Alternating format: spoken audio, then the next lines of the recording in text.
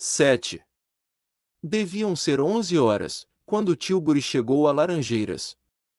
Seixas, embora não pensasse em ocultar-se, desejava para não despertar a curiosidade, que em casa se não apercebessem de sua volta.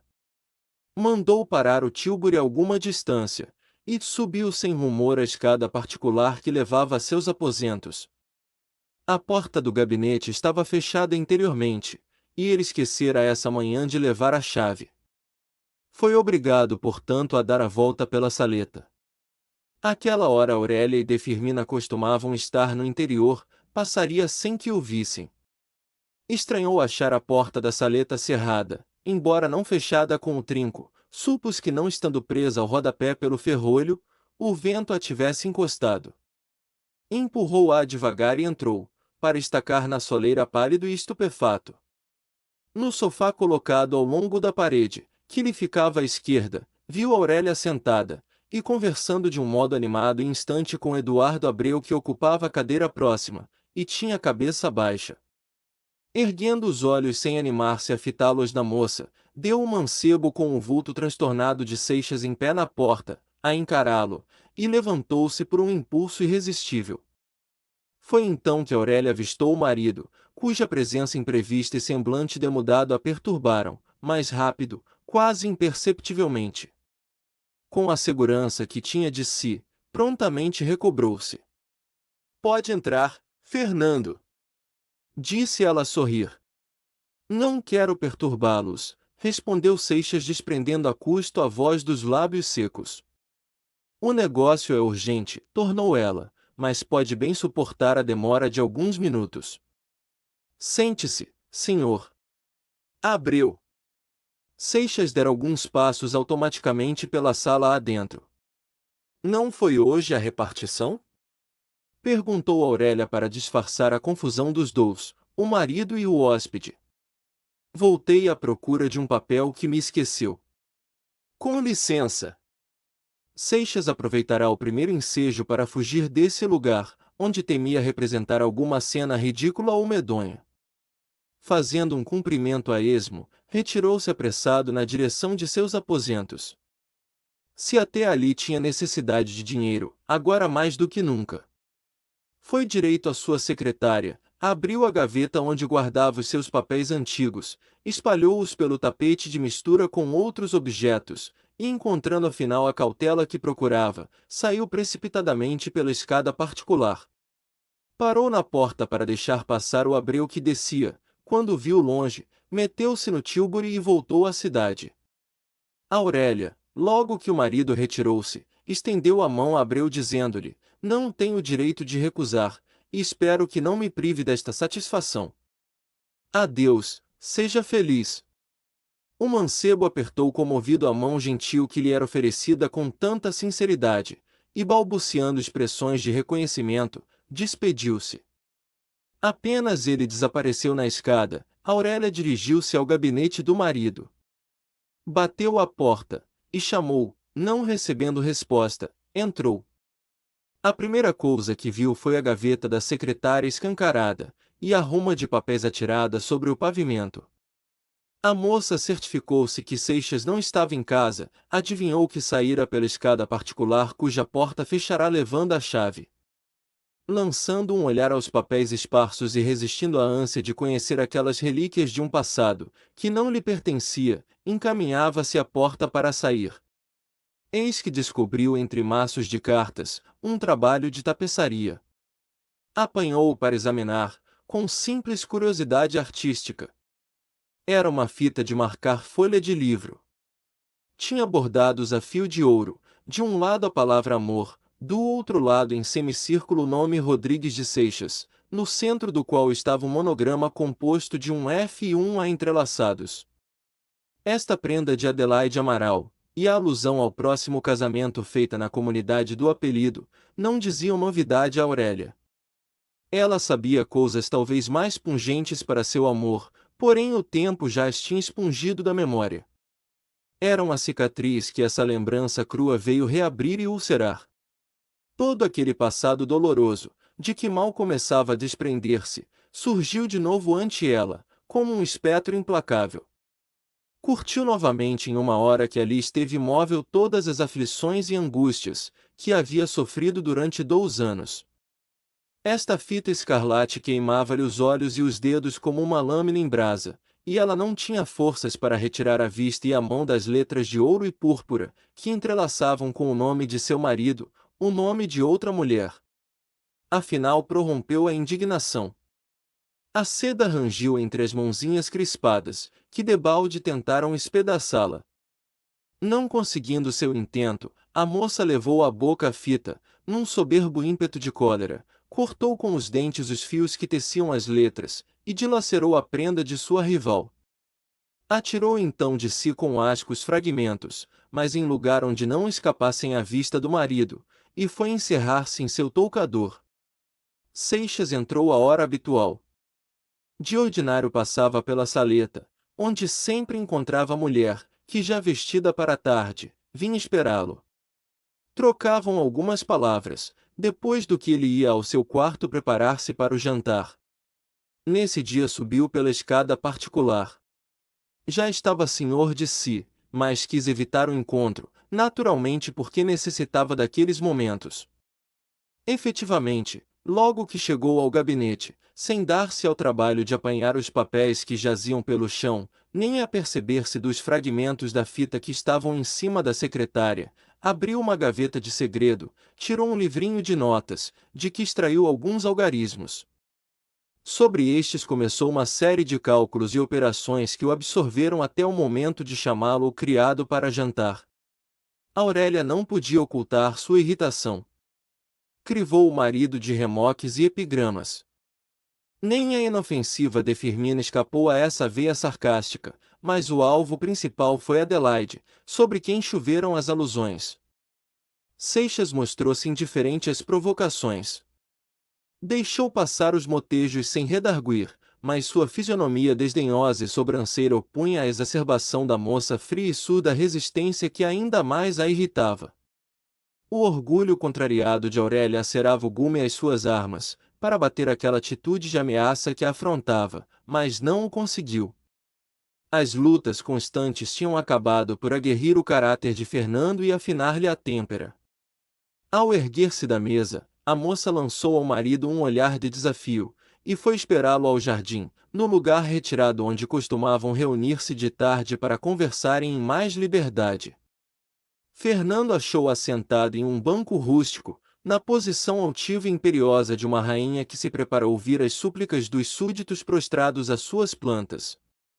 Descansava o braço direito sobre a copa enfolhada de um bogarim, cujas flores esmagava entre os dedos.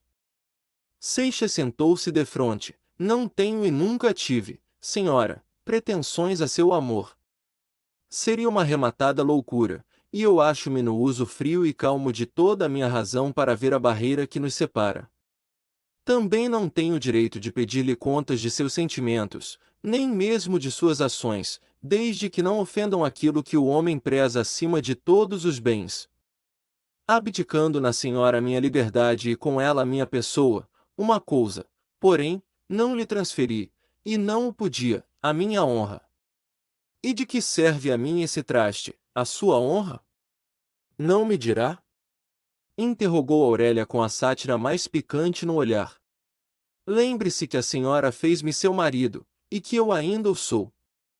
Vendesse-lhe eu embora esse título e as obrigações que a ele correspondem, a origem não importa, ele existe, e atesta-me esse direito reconhecido, ou antes conferido por si mesma, o direito que tem todo esposo, se não à fidelidade da mulher, ao menos ao respeito da fé conjugal e ao decoro da família. Ah! Deseja que se guardem as aparências? E contenta-se com isso. Por enquanto. Aurélia relanceou um olhar com o intento de surpreender o pensamento do marido na expressão da fisionomia. Terá a bondade de dizer-me qual é esse escândalo de que se queixa? Já não se recorda? Acha muito naturais as liberdades que tem deixado tomar esse moço, o Eduardo Abreu? Haverá um mês, em uma noite de partida, a senhora conversava com ele de um modo que deu tema às pilhérias do Moreira. Nessa ocasião não castiguei a insolência desse fato para evitar uma cena. Foi na noite da valsa? Não contente com isso, leva a inconveniência a ponto de receber aquele moço, na ausência de seu marido, e só, em colóquio reservado, como os encontrei. Acabou? Creio que é bastante. Bem, toca-me a vez de responder. Como confessou, não lhe devo conta de minhas ações, só o homem a quem eu amasse teria o direito de mais pedir. Quero, porém, supor um momento que o senhor fosse esse homem, hipótese absurda, que eu figuro somente para mostrar-lhe que ainda assim, é para estranhar a sua suscetibilidade. Oh! Pareço-lhe um Otelo! Disse Fernando a chasquear. Não, Otelo tinha razão em todos os seus ultrajes e brutalidades, amava e com paixão. Mas o senhor não é aqui outra coisa mais do que o advogado da decência. Fernando, esmagado pelo sarcasmo, contra o qual não podia reagir, teve ímpetos de confessar a essa mulher toda a insânia do amor que sentia, e depois, quando ela exultasse com seu triunfo e a humilhação dele, abatê-la a seus pés. 8. Aurélia continuou com os olhos fitos nas alvas pétalas aveludadas de um jasmim do cabo. O recato é o mais puro véu de uma senhora. Feliz aquela que vive à sombra do zelo materno, e só a deixa pelo doce abrigo do amor santificado. Sua virtude tem como esta flor a tez imaculada, e o perfume vivo. Essa aventura não me tocou, achei-me só no mundo sem amparo, sem guia, sem conselho, obrigada a abrir o caminho da vida, através de um mundo desconhecido. Desde muito cedo vi-me exposta às suspeitas, às insolências e às vis paixões, habituei-me para lutar com essa sociedade, que me aterra, a envolver-me na minha altivez, desde que não tinha para guardar-me o desvelo de uma mãe ou de um esposo. A expressão tocante e melancólica da moça ao proferir estas palavras comoveu Seixas, que já não se lembrava de seus ressentimentos.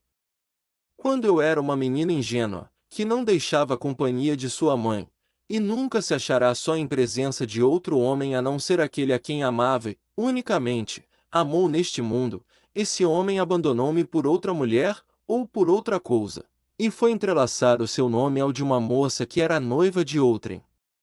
Mais tarde, encontrando-me só no mundo, acompanhada por uma parenta velha, mãe de aparato e amiga oficiosa, que ainda mais só me tornava, fazendo as vezes de um reposteiro, esse homem desabusado casou-se comigo sem a menor repugnância.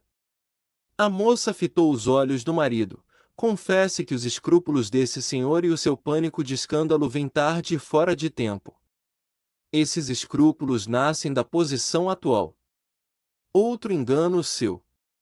Essa posição é um encargo, e não um direito. O senhor falou-me em sua honra. Penso eu que a honra é um estímulo de coração. Que resta dela a quem alienou o seu? Se o senhor tem uma honra, e eu acredito, essa me pertence, e eu posso usar e abusar dela como me aprouver. Assim, julga-se dispensada de guardar qualquer reserva? Para o senhor e para o mundo julgo-me dispensada de tudo, nada lhes devo, o que me dão, são apenas as homenagens à riqueza, e elas paga com o luxo e a dissipação. Sou senhora de mim, e pretendo gozar da minha independência sem outras restrições, além do meu capricho. Foi o único bem que me ficou do naufrágio de minha vida, este ao menos hei de defendê-lo contra o mundo. Agradeço-lhe ter me desiludido a tempo. Acreditava que, sacrificando a liberdade, não renunciava à minha honra perante o mundo e não me sujeitava a ser apontado como um indigno. A senhora entende o contrário, aplaudo esta colisão, ela vem a propósito para romper uma situação intolerável, e que já durou demais para a dignidade de ambos. Sobretudo daquele que, tendo alienado sua pessoa em um casamento livre e refletido, conserva as prendas de outra noiva. Seixas, surpreso, interrogou a mulher com os olhos. Nunca pensei ter feito a aquisição de seu amor, nem contei com a fidelidade que jurou, mas esperava do senhor ao menos a lealdade do negociante, que depois de vendida a mercadoria, não substitui por outra marca a do comprador. Seixas não podia compreender esta alusão, cujo sentido só atinou mais tarde, quando ao entrar no gabinete viu os destroços da prenda de Adelaide. Quis pedir a explicação, mas avistou um criado que dirigia-se para ali. Está aí o Sr. Eduardo Abreu que deseja falar à senhora. Bem, disse Aurélia despedindo com um gesto o criado que afastou-se. Seixas custou a conter-se até esse momento. A senhora não pode receber esse homem. Era a minha intenção. Tinha-o recebido esta manhã pela última vez, mas à vista de sua desconfiança mudei de resolução, respondeu Aurélia friamente. Pois saiba que hoje, depois que saiu de sua casa, encontrei-o de face na rua, e recusei-lhe claramente o cumprimento, voltando-lhe as costas. Razão demais para que o receba. É preciso convencê-lo de que foi uma simples distração de sua parte, para não supor ele que o senhor honrou-o com uma suspeita, que ultraja-me. Aurélia tomou o braço do marido e dirigiu-se à saleta, onde acharam o Eduardo Abreu. Os dois mancebos trocaram um cumprimento seco e cerimonioso, depois do qual Seixas foi debruçar-se à janela ao lado de De Firmina, e deixou a mulher em liberdade com sua visita. Desculpe-me esta insistência, um dever de lealdade à justiça. Hoje tive de repelir a um leviano certa insinuação vil, e logo depois encontrando o Sr. Seixas, percebi diferença notável em seu tratamento. Alguma preocupação. Afligiu-me a ideia de ser causa involuntária, ou mesmo pretexto de qualquer desconfiança, e por isso vim desistir da promessa que me fez do segredo sobre seus benefícios, e confessar eu próprio a seu marido tudo quanto lhe devo a fim de que ele ainda mais admire a nobreza de sua alma. Essa confissão o senhor não a fará, seria uma ofensa grave à minha dignidade. Meu marido não carece de seu testemunho para conservar-me na mesma elevada estima, inacessível aos assaltos da maledicência. No dia em que eu precisasse justificar-me, estaria divorciada, pois se teria extinguido a confiança, que é o primeiro vínculo do amor, e a verdadeira graça do casamento. Esteja tranquilo, pois, seu segredo não lançou a menor sombra em minha felicidade. A moça disse essas palavras com uma emoção que persuadiu a Abreu, e desvaneceu-lhe os receios. De seu lado Seixas tinha refletido. Em véspera de uma resolução definitiva que devia operar mudança profunda em seu destino, pareceu-lhe fraqueza esse ridículo desabafo, semelhante aos agastamentos do ciúme banal, que ele acreditava não sentir. Fazendo portanto um esforço, aproximou-se do Abreu com a maneira cortês, porque o costumava tratar, e confirmou assim a explicação dada por Aurélia ao incidente da manhã. Essa noite era de partida. A reunião não foi numerosa, mas correu animada.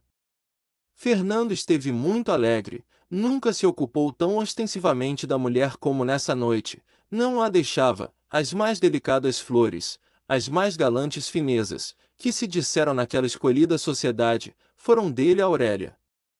Aurélia, pelo contrário, mostrou-se preocupada. Essa amenidade do marido depois da cena do jardim inquietava a seu pesar. Por mais esforços que fizesse, não podia arredar seu espírito das palavras proferidas por Seixas naquela tarde, acerca de um rompimento, que devia solver a suposta colisão. Qual intenção era a sua? Nesse problema fatigou o espírito durante a noite. No dia seguinte Seixas almoçou às 8 horas conforme o ordinário e partiu para a repartição. A essa hora Aurélia ainda estava recolhida, mas seu quarto de dormir, que ficava no pavimento superior, deitava janelas para o jardim. Da última delas via-se perfeitamente a parte da sala de jantar onde estava a mesa. A moça tinha uma devoção de todas as manhãs, quando ouvia o rumor dos passos de Seixas na escada, saltava da cama, e envolta na sua colcha de damasco para não perder tempo a vestir o roupão, corria à janela.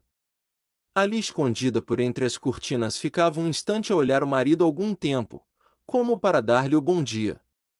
Se estava muito fatigada da véspera, se o sono lutava com ela, voltava ao ninho ainda quente, e dormia novo sono. Nessa manhã, porém, apesar de ter se recolhido tarde e sentir necessidade de repouso, demorou-se contemplando o semblante de Seixas com um sentimento de tristeza, que não podia desterrar de si. Um pressentimento vago advertia-lhe que não deixasse partir seu marido sob a impressão dos sarcasmos implacáveis que lhe tinha lançado na véspera. Mas triunfou a altivez de seu amor, ainda magoada pelas recordações pungentes que havia acordado em sua alma à vista do mimo de Adelaide. Seixas saiu, e ela, para disfarçar a impaciência, logo depois do almoço meteu-se no carro com D. Firmina e foi gastar o tempo na Rua do Ouvidor, por casa das modistas e das amigas.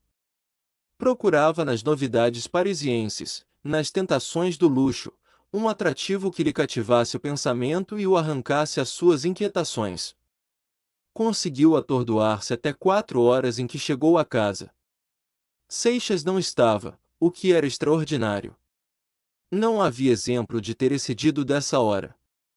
Aurélia disfarçou para não mostrar seu desassossego a D. Firmina e aos criados. Recolheu-se a seus aposentos para mudar o vestuário, mas encostou-se ao portal da janela, com os olhos no caminho. Às 5 horas veio a mocama chamá-la. A senhora não vem jantar? Está na mesa. Quem mandou deitar? São 5 horas. E o senhor? Disse ao José para prevenir a senhora que talvez não voltasse hoje, senão muito tarde. Quando falou o senhor com José? Esta manhã, na cidade. E não disse a razão por que se demorava? Não sei, eu vou chamá-lo. O José interrogado nada adiantou, de modo que Aurélia permaneceu na mesma inquietação, mas para não dá-la a perceber a D. Firmina, atribuiu a ausência do marido à conferência que ele devia ter com o ministro acerca de trabalhos importantes da repartição. Quando sentavam-se à mesa, abriu-se a porta e entrou Seixas. A surpresa não deu tempo a Aurélia para dominar o primeiro impulso de sua alegria que logo arrefeceu ante a fisionomia de Seixas. Ele trazia na expressão rígida e grave do rosto o cunho de uma resolução inflexível. Entretanto não apartou-se da natural polidez. Desculpou-se delicadamente com a mulher pela demora, precisava concluir um negócio urgente, que lhe comunicarei. E concluiu? Felizmente. Perguntei, para saber se devia esperá-lo amanhã. Agora creio que não há de esperar mais por mim, tornou Seixas com um sorriso fugaz. Aurélia viu o sorriso, e sentiu a modulação especial da voz. Terminado o jantar, quando seguiam ambos pelos meandros recortados na grama, Seixas disse à mulher: desejo falar-lhe em particular. Vamos sentar-nos então, disse Aurélia indicando o sítio onde habitualmente passavam as tardes.